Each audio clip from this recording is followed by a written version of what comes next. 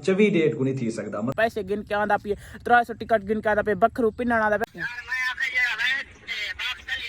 यार तो वेला मुंडा 1,70,000 2 लाख 4 लाख को पैसे दे के असा अपनी मीटअप पेंडिंग चे मीटअप सारा इंशाल्लाह जरूर थी पहले तुसा वॉइस सुन गिनो ए मैं चलांदा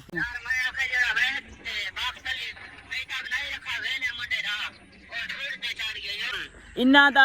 दा जवाब ये आदा पे जेड़ा वक्त अली ते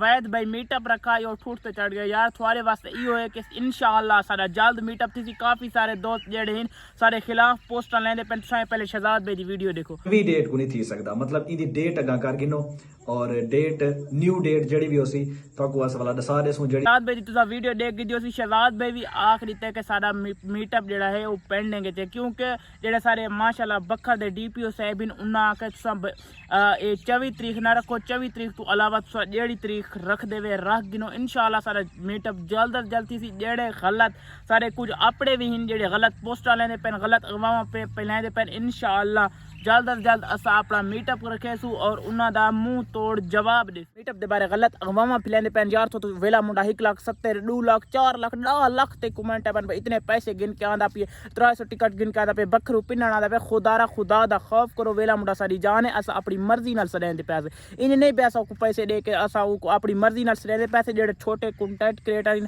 हाले असा आ भी ग्रोथ थी ने वदे इतने वायरल कौन है अल्लाह दा शुक्र है जितने वायरल है अल्हम्दुलिल्लाह ते उन्ना दा फायदा असा हिक वैद भाई ते असा कदम उठाए भाई यार जेड़े साडे बखर देन उन लोगों दे घर टूट क्योंकि मैं आप भी वेंदा लोगों दे बड़े स्टारां दे घर टूट मिलन वेंदे हालांकि असा आप ही थाई सदा गिनो जिदा के मिलन वेंदे हजारां और 5-10,000 भी सारा लग वेंदे भी 300 रुपया ही कई 300 रुपया केड़ी चीज है 300 रुपया भी असा उन्ना दे फायदे वास्ते रखे क्योंकि 300 रुपया अगर अस टिकट ना रखुआ तो रश थी वने उथा इवें समझ असा दे पुरसकून माहौल होवे और चस वाला माहौल हो इंशाल्लाह से जल्द से जल्द मीटअप करे सु जेड़े लोग भौंक दे करें गलत वीडियो बनाते पेन गलत वॉइस करें करें उन्ना दा मुंह तोड़ के जवाब दे सु लव यू गाइस अल्लाह पाक तो खुश रखे वसदे रहो इवें सना मोहब्बत करेंदे रहो जेड़े सारे गलत कमेंट करें उन्ना दा इंशाल्लाह से मुंह तोड़ के जवाब दे सु